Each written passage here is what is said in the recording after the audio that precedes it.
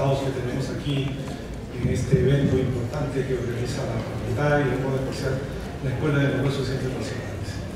Como ustedes ven, el título de esta presentación final realmente es una muestra de otro ángulo de ver los negocios internacionales. Probablemente ocupa un lado muy marginal, porque como se ha visto en las diversas presentaciones, todo está abocado a ver la forma como hacemos negocios. Y creo que después de lo que yo explique, veremos cómo es que podemos enriquecer más nuestro conocimiento, podemos permitir, apreciar de qué manera podemos sacarle más ventajas a lo que Dios y la naturaleza nos ha entregado.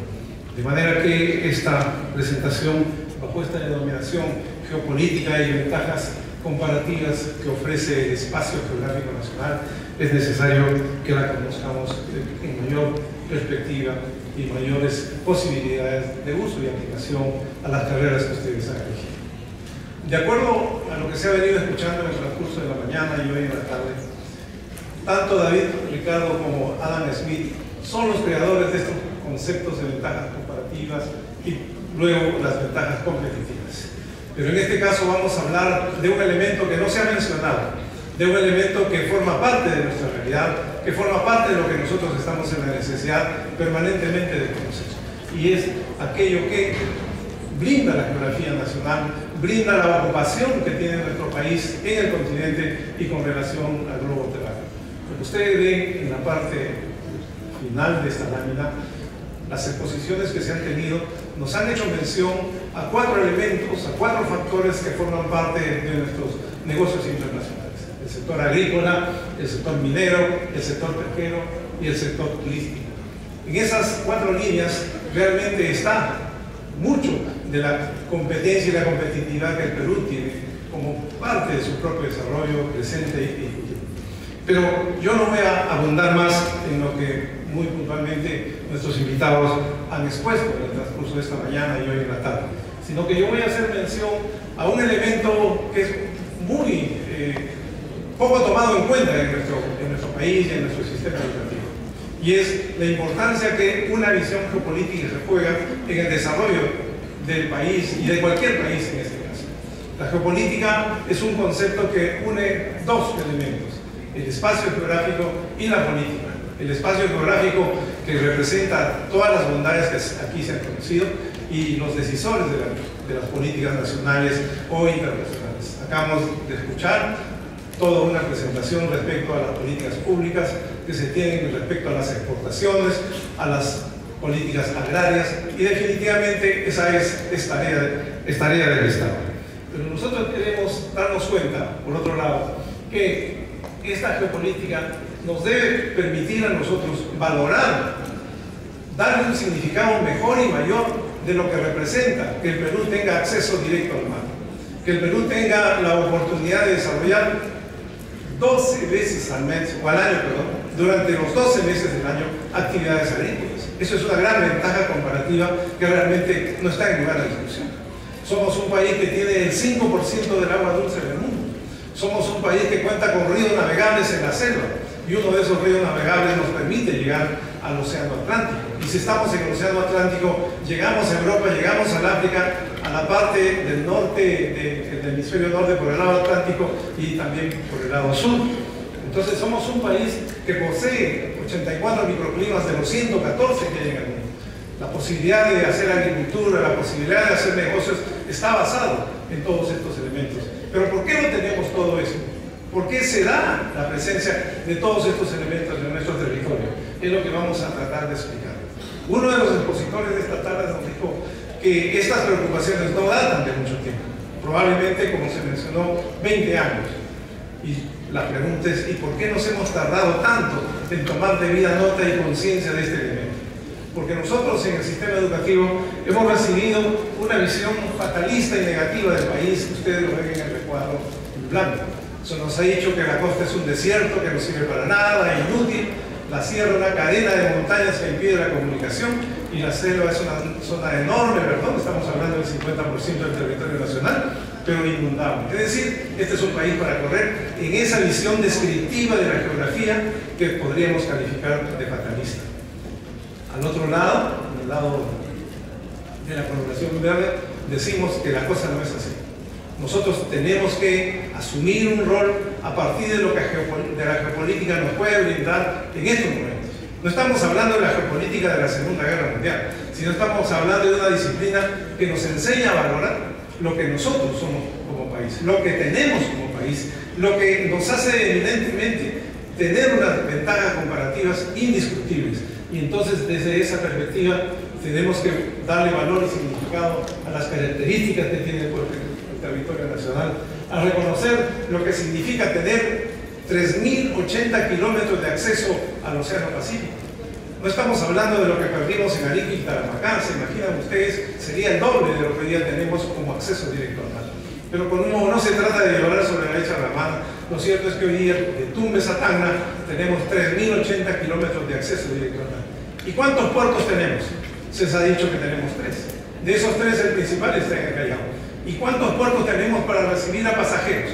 A que los cruceros de verano, los cruceros que navegan en el mundo puedan llegar al Perú. No tenemos ninguno. En Chile, en Ecuador y al norte hay una gama de puertos que están especializados en recibir a pasajeros. Y esa es una línea de trabajo que está ausente en el Perú. El mes pasado se anunció que en San Isidro y Miraflores se iba a construir para el 2020 un proyecto de puerto especializado en la recepción de pasajeros, para recibir a naves, a cruceros que en sus albergues comprenden a una cantidad de habitantes muy importante, 2.000, 3.000, 4.000, 5.000 pasajeros en una de esas naves. La pregunta es si todos pueden ser recibidos en nuestro sistema hotelero. Probablemente colapsaría, probablemente no estaríamos en esas condiciones. De manera que aquí hay muchas cosas por realizar y por tener en cuenta. Estas ideas las he venido exponiendo desde hace un buen tiempo atrás en este libro que ha estado permanentemente en discusión, un libro que prácticamente ha sido agotado hace varios años y en el que se demuestra que el Perú ocupa una parte central en América del Sur y con relación a todo el continente americano. Como lo vamos a ver acá, estas son las ventajas comparativas que en términos geográficos el Perú posee. En primer lugar, estamos integrando la cuenca del Pacífico. ¿Por qué es valiosa la cuenca del Pacífico? ¿Por qué los brasileños se empeñaron en construir los corredores que, como se ha descrito acá, no son usados con la intensidad del caso? Porque Brasil, hace muchos años, desde 1950, se planteó la visión geopolítica de llegar al Asia. Y la única manera de llegar al Asia antes era por Panamá, el canal de Panamá, o por el sur del estrecho de Magallanes. Se dieron cuenta que por el Perú, por América del Sur, en su parte del Pacífico, podían ellos llegar a la cuenca del Pacífico. Y desarrollaron la idea de los corredores interoceánicos que hoy día nosotros estamos viendo no tienen la frecuencia ni la intensidad para los efectos comerciales. Pero esa es una salida. ¿Y qué ha permitido esto a los brasileños? Les ha permitido darse cuenta que no se trata simplemente de 2 corredores, se trata de 3 corredores, se trata de que se aproximan a 2 océanos y se aproximan a los puntos extremos que hay en los océanos. ¿Cuáles son los puntos extremos de los océanos? A un lado está el mundo asiático y al otro lado está el mundo europeo. De manera que el Perú está ubicado en la parte central de América del Sur. Contar con un río navegable que nos traslada a otro océano y nos lleva, pues, por supuesto, a Europa y al África, es decir, estamos en una situación geopolítica valiosa, en una situación que nos permite una ventaja comparativa nacida de la geografía. El otro componente es que estamos en la parte central de América del Sur. Somos un país que puede desarrollar actividades agrícolas en los 12 meses del año. Es decir, ¿en qué lugar del planeta se da esta gran ventaja? ¿En qué lugar del planeta es que se puede cultivar todos los meses del año y toda una variedad de productos agrícolas, como se han mencionado? Somos un país con acceso de 3.080 kilómetros de acceso directo al mar. Estamos llamados a convertirnos en una talasocracia, como lo vamos a ver más adelante. ¿Qué cosa es una talasocracia? Es el dominio del mar. Esta es una palabra que plantearon los griegos hace 6 siglos antes de Cristo. ¿Y cómo se domina el mar? El mar se domina con 2 cosas básicamente, con puertos y con barcos. Y nosotros, con 3.080 kilómetros de acceso al mar, no tenemos hoy una marina mercante importante. Los bolivianos que no tienen mar, tienen mucho más barcos que nosotros, barcos mercantes. De manera que es un contrasentido. Un país con 3.080 kilómetros de acceso al mar apenas con 3 puertos, un puerto principal que concentra todo y el resto realmente no está a la altura de lo que se puede hacer en el país. Y eso es lo que se quiere de los estudiantes de negocios internacionales, que se den cuenta de que aquí es factible, de que aquí es posible aprovechar el espacio geográfico en el cual está ubicado nuestro territorio. Como se dice en la parte baja, con Brasil unimos 2 océanos y aproximamos 2 continentes, el continente asiático y el continente europeo como el africano. Tenemos 84 microclimas de los 114 que hay en el mundo. Realmente esa es una gran ventaja que nos brinda todas esas oportunidades que estamos aquí mencionando. Contamos con un río que no es cualquier río, es un río navegable, es un río internacional que nos lleva a otro océano. Como se ha visto aquí, desde Yurimaguas se puede llegar al océano Atlántico. Y el corredor norte, justamente a través de esta interconexión, río y carreteras, puede llevar los productos hacia el mundo asiático. En el territorio se han desarrollado culturas que todos las hemos estudiado. Nuestro territorio, nuestro país, está cubierto en gran parte de su territorio por las huellas que dejaron nuestros antepasados. Y es una zona que ha permitido el desarrollo del turismo, es una zona que ha permitido toda esa múltiple variedad y expresión de actividades turísticas que no se limitan al hecho histórico. Hoy día hay especialidades en observar mariposas, en observar el vuelo de las aves, es decir, de toda una gama de muestras que existen, de muestras de vida que existen en nuestro territorio. Tenemos el 5% del agua dulce del mundo. Es decir, somos un país que realmente tiene una gran ventaja. Lo que tenemos que hacer es desarrollar políticas que puedan proteger este recurso vital e importante que, según los analistas, consideran que las guerras en el futuro será justamente por el uso y empleo de las aguas.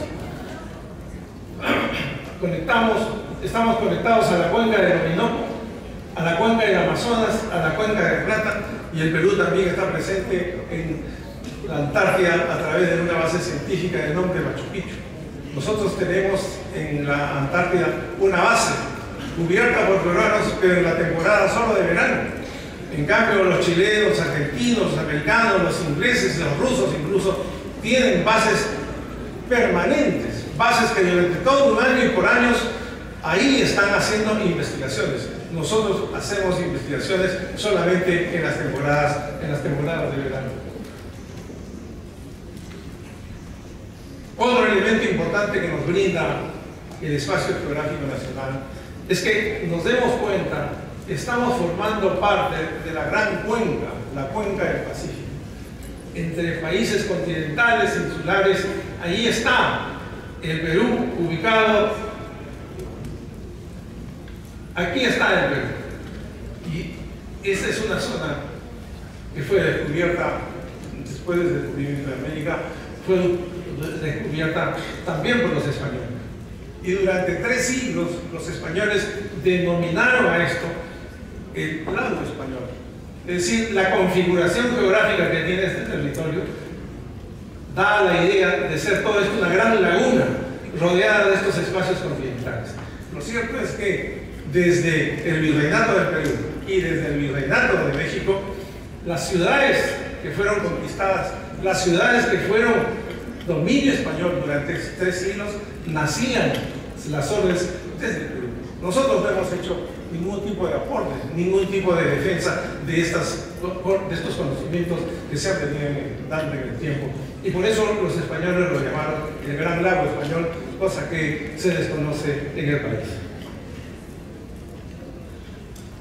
Y en esta cuenca que están ustedes viendo acá, en el pequeño, podemos hoy día ubicar 6 tipos de países.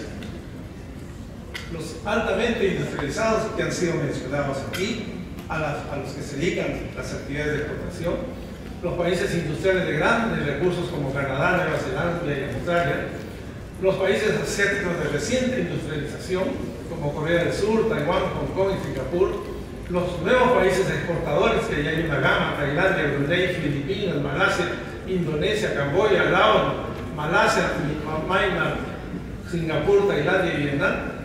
Y está en coloración roja países latinoamericanos con extensos litorales como los que tiene el Perú desde 3080, pero de poca importancia. prácticamente no tenemos un rol importante y significativo en toda esa actividad intensa que se da en este grupo de países. Y por último, están China y Rusia, que en mi época universitaria hablar de los chinos y los rusos era hablar de terrorismo, era hablar de subversión, era hablar de confrontaciones ideológicas. Hoy día esas cosas han desaparecido y hoy día hablar de los chinos y los rusos es hablar de una penetración hacia América del Sur, de una gran inversión de dinero en obras de infraestructura y en obras de toda naturaleza, porque este continente nuestro y el Perú de modo especial tiene muchas oportunidades que ofrecer. Aquí ven ustedes estos barcos que definitivamente pocas veces llegarán al Perú porque requieren de puertos de mayor magnitud de los que acabamos de observar, se han dicho en estas diversas presentaciones. En la última figura del lado derecho vemos un barco especializado en el traslado de personas, de pasajeros que requieren de infraestructura hotelera muy importante. ¿Se imaginan ustedes un barco de estos trayendo miles de pasajeros y bajando desde Tumbes y cruzando costa, sierra y selva para que conozcan todo el territorio nacional y luego fueran llevados al Cusco para luego llegar a sus destinos? Realmente sería un boleto muy importante, muy significativo, lo cual requiere de una infraestructura muy importante. Ese es que está servido, el que está servido. Ayúdanos a servir.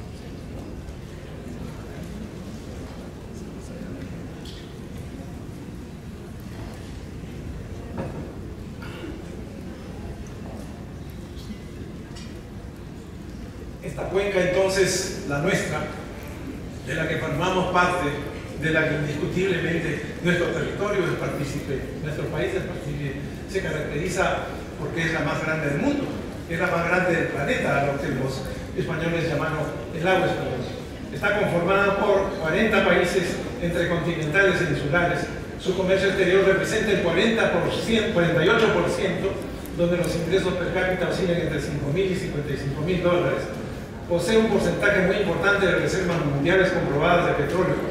De los 20 puertos más grandes del mundo, 15 se encuentran en el Asia, ¿no?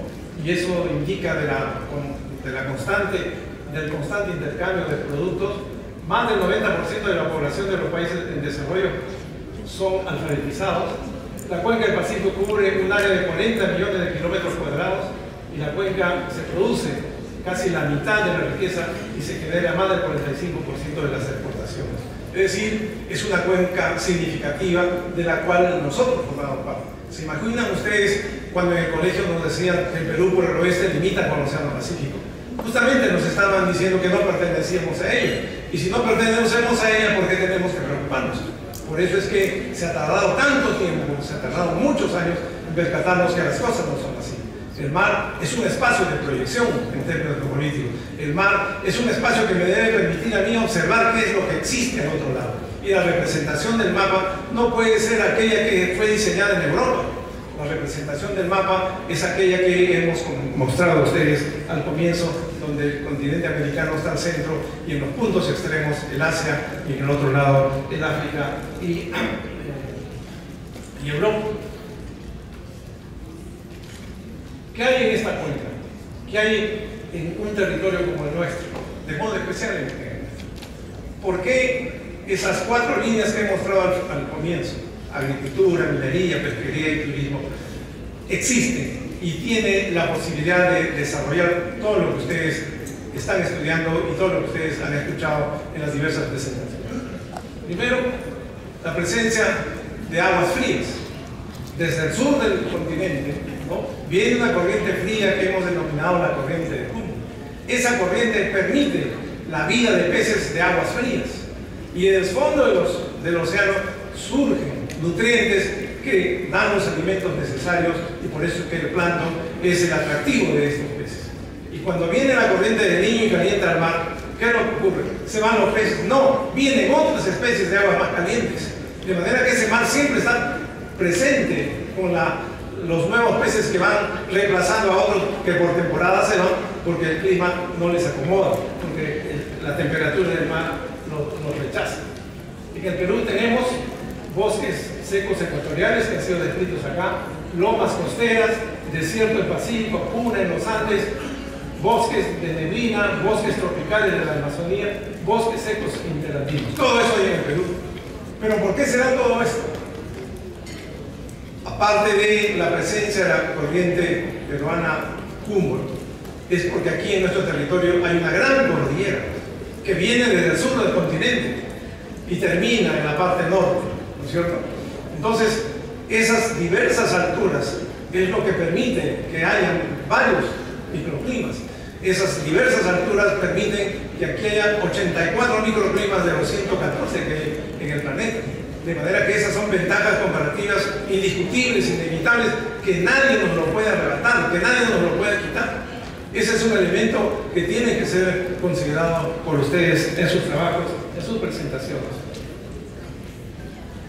Otro elemento importante que se deriva de este hecho es lo siguiente.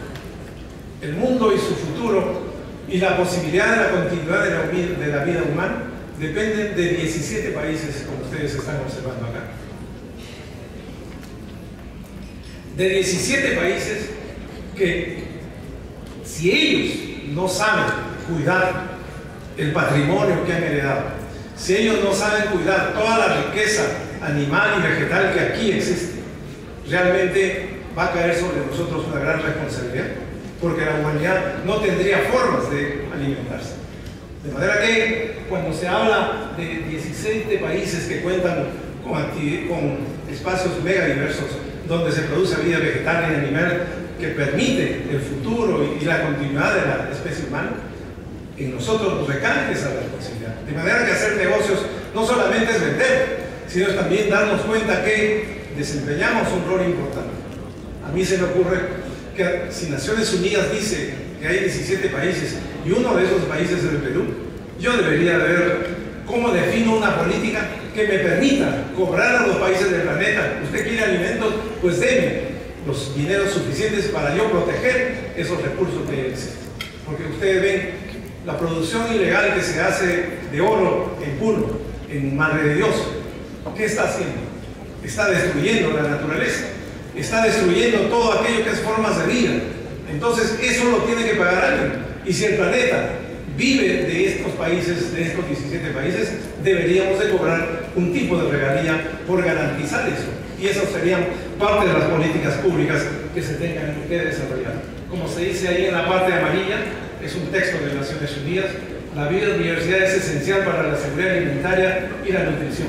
Miles de especies interconectadas constituyen una red vital de biodiversidad en los ecosistemas de los que depende la producción mundial de alimentos. Es decir, estamos obligados, estamos forzados a proteger esa biodiversidad y alguien debe de pagar por esa responsabilidad que se asigna al país para defender esa biodiversidad de la cual depende el resto de la humanidad. Cuando mencionaba hace unos instantes que el Perú, por el hecho de tener acceso directo al mar, con 3.080 kilómetros, ¿no?, está llamado a ser una talasocracia. ¿Qué significa la palabra talasocracia? Significa el dominio del mar. Y el mar se domina, he dicho, con dos elementos, con barcos y con puertos. Nosotros necesitamos más puertos. Necesitamos puertos que tengan capacidad de recepción de esos miles de pasajeros, de esos miles de toneladas de carga que suelen llegar. Los tránsitos por esa zona del mundo en nuestra América es muy escaso con relación a lo que se ve en la parte europea y en la parte asiática, como vamos a ver. Entonces, nosotros tenemos ventajas comparativas que nos llevan a convertirnos en una talasocracia en razón a lo siguiente: al espacio continental formado por la costa, la sierra, la selva y los ríos navegables. Eso es todo un sistema. Es un sistema que nosotros debemos aprender a articularlo, a apreciarlo, valorarlo y a partir de ahí hacer toda su presentación. Valorar a la cuenca del Pacífico por su acceso directo al mar de 3080, la posesión de la gran biodiversidad, reconocer la capacidad creativa del hombre peruano, la presencia del Perú en la Antártida, la presencia de tecnología, capitales nacionales y extranjeros, el mercado global, contar con grandes puertos para recepcionar mercancías y pasajeros, presencia de rutas marítimas y aéreas mundiales y existencia de vestigios históricos que están a lo largo de todo nuestro territorio. Si queremos que el Perú se convierta en una talasocracia, entonces esto es lo que tenemos que hacer. primer lugar, contar con barcos mercantes para las mercancías y los pasajeros. En segundo lugar, contar con puertos comerciales, pesqueros, deportivos y militares. Se complementa en los tiempos actuales con una infraestructura de carreteras. Ustedes ven en los lados, en los costados, los proyectos existentes. Contar con un sistema de ferrocarriles como el que apreciamos acá. ¿Saben ustedes que el Perú fue el primer país en América del Sur con contar con los ferrocarriles? En 1856, el presidente Ramón Castilla fue el primero en inaugurar el ferrocarril en América del Sur. Hasta los años 40, en el Perú, tuvimos 4.500 kilómetros de líneas férreas. 4.500 kilómetros de líneas férreas. ¿Cuántos tenemos ahora? 1.500. Es decir, el resto de líneas férreas han desaparecido. A ningún gobernante, a ningún político, a ningún estudioso de estos temas se le ocurrió articular estos sistemas de comunicación que se daban vía ferrocarriles en el Perú. Y hoy día estamos pensando en nuevos proyectos que articulen no solamente el Perú, sino también América Latina. Lo cierto es que nosotros en ese sentido nos hemos quedado rezagados, en ese sentido no hemos aprovechado lo que ya desde el siglo XIX había venido creciendo. Articulación entonces de un sistema de ferrocarriles. Necesitamos depósitos de almacenamiento, como se han mencionado en las exposiciones anteriores, espacios logísticos para todo este tipo de actividades, aeropuertos y helipuertos, que no son los que contamos con la rigurosidad del caso. Habrán visto ustedes los problemas que se han tenido hace 15 días porque en el aeropuerto del Callao hubo una dificultad, ¿no? Y eso dice de las dificultades que hay en nuestro país para hacer frente a eso. Necesitamos hoteles y una capacidad de recepción de los pasajeros. Necesitamos transportes para los efectos de los cruceros y aprovechar pues todo el espacio geográfico e histórico que tenemos en nuestro país. Esto es un elemento importante que nos podría permitir en el mediano y largo plazo convertirnos en una tala soberana. Lo que ustedes ven aquí son proyectos, lo que ustedes ven aquí son buenos deseos, no son materializaciones efectivas, no son materializaciones que ya estén siendo ejecutadas. Un solo ejemplo para que se den cuenta. Cuando Brasil decidió llegar a la cuenca del Pacífico, lo decidió en 1950. En 1960, 10 años después, se inicia la materialización de esa idea. Y la capital de Brasil, que está en el Atlántico, es la trasladada al corazón de Brasil y se crea la ciudad política, administrativa de Brasil. A partir de 1960 hasta los años 90 se iniciaron la construcción de carreteras hacia las 8 fronteras con las cuales limita Brasil. Hecha esa construcción en los años 90, al presidente Enrique Cardoso le dice: señor presidente, todas las carreteras están ya en las fronteras. ¿Qué falta hacer? Llegar al Pacífico. Y llegar al Pacífico significaba hacer los corredores interoceánicos que ustedes han visto, se ha mencionado esta tarde. Mientras en los brasileños eso les tardó 10 años, a nosotros ¿cuántos años nos tardó en decidir que el Perú se regionalice? En 1930, dos líderes de ideas opuestas, uno Carlos Mariátegui y otro Haya de la Torre, plantearon que los problemas del Perú era el centralismo. Y propusieron en los años 30 que el Perú se regionalice, se debería de regionalizar. ¿Cuándo se materializa esa idea? Recién en 1980, cuando en la Constitución de 1979 se indica que el Perú se debe regionalizar. La Constitución entró en vigencia en 1980 y la Ley de Bases de la Regionalización recién fue publicada, recién fue aprobada en 1985. Correspondió al primer gobierno de Alan García hacer la regionalización y se crearon 11 regiones, 11 presupuestos, 11 proyectos de administración. Esa primavera apenas duró 7 años, porque en 1992 vino un golpe de Estado y ha ocurrido lo que hoy día todavía permanece. Cada departamento, como se ha hecho mención aquí en una de estas exposiciones, cada departamento se convirtió en una región. Hoy día son 25 oportunidades de corrupción 25 presupuestos permanentemente que se enriquecen. En este presupuesto del 19 se está volviendo a incrementar un 10% más para los efectos de generar obras. Pero ustedes ya saben en qué terminan esas obras. Terminan en manos privadas, terminan en el enriquecimiento ilícito de estos que pugnan por el poder, no para desarrollar, sino para enriquecerse. De manera que, ¿cuántos años han pasado para que el Perú se regionalice? Más de 50 años. Es una velocidad muy lenta, prácticamente de tortura. En cambio, países que tienen ideas claras y convicciones de lo que quieren hacer, no tardan tantos años, como es el caso de Brasil, que acabamos de mencionar. De manera que estos son proyectos, son ideas, son sueños que todavía no se han hecho realidad. Ojalá que en este escenario ustedes como jóvenes y como población que va a reemplazar las nuevas dirigencias sean justamente los que puedan materializar esto que ya debería dejar de ser ideas y se conviertan en realidades. Aquí tienen ustedes los proyectos de construcción de ferrocarriles con Brasil, el llamado proyecto IRSA. Otro proyecto geopolítico importante en esta parte del mundo, la Alianza del Pacífico, que está integrada por México, Colombia, Perú y Chile, que realmente está dando una muestra de efectividad en el comercio internacional. Tenemos el APEC, a la cual ya el Perú es miembro activo y permanente de estas grandes actividades comerciales. Y aquí hay un hecho importante que quiero también destacar. Cuando nosotros vemos el Pacífico, aquí, el área del Pacífico, tenemos que darnos cuenta que este mar también se prolonga a la zona de la India. Entonces deberíamos hablar del Pacífico e Índico y Mar Índico como parte de una unidad, como parte de una actividad comercial que se tiene que realizar en el tiempo. Eso es visualizar el futuro, eso es visualizar lo que inevitablemente ya se nos viene. La India está en ese proyecto, la India está en considerar que esto representa una unidad.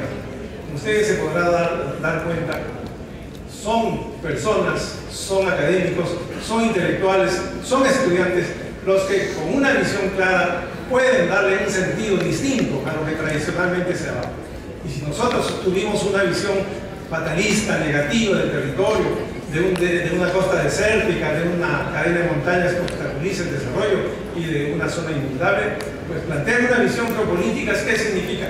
Valorar lo que tenemos, reconocer lo que poseemos, establecer que es posible transformar el país y es posible ser un país del primer mundo, pero necesitamos un sistema educativo mucho más de calidad, necesitamos un sistema educativo que esté siempre presente a estos temas y aspectos que estamos mencionando esta tarde. Ya para terminar, les hago mención que estas representan las bases de una política aplicada a nuestro territorio en el que se sirve de soporte todos estos elementos que existen en nuestro territorio. La Amazonía, estamos hablando del 50% del territorio nacional, la bioceanidad a partir de un río que se proyecta al Océano Atlántico, la Antártida en la que está presente el Perú, las cuencas internacionales, la del Amazonas, la del Orinoco, la del Plata, el espacio aéreo y ultraterrestre, ¿no?, que también necesita ser trabajado, el mar, los 3.080 kilómetros y cuando menos las 200 millas marítimas en las cuales el Perú ejerce soberanía, los Andes, con todas esas diversidades de microclimas que nos proporcionan, además de los minerales que ahí existen. Y ustedes saben que hace 15 días se ha demostrado que acaba de ser descubierto el llamado oro blanco. El oro blanco es ahora el litio, un mineral que es necesario su uso para los automóviles eléctricos, para las computadoras, para los celulares, que cada vez está en más crecimiento. Y el Perú, ese haciendo minero encontrado, dicen que es la primera potencia a la que se convertiría el Perú. La comparten Bolivia, Argentina y Chile. De esos tres países, el Perú aparentemente, o de acuerdo a las declaraciones, tiene, ¿no?, la mayor reserva de un mineral que es hoy día apetecible en el mundo.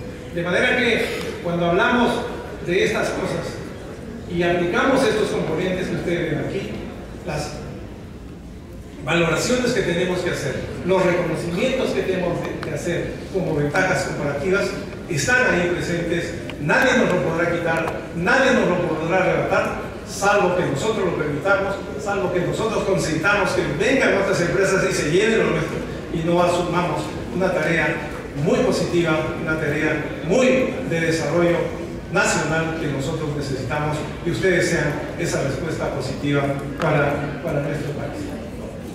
Entonces, todo lo que esta tarde a ustedes les han hablado está referido a todos estos elementos que tenemos en nuestro país. Y aquí en la parte baja de esta lámina está justamente la información del Diario del Comercio, donde dice: descubren 2 millones de toneladas de litio en puro en la minería. Es decir, un recurso muy importante para el futuro de nuestro territorio.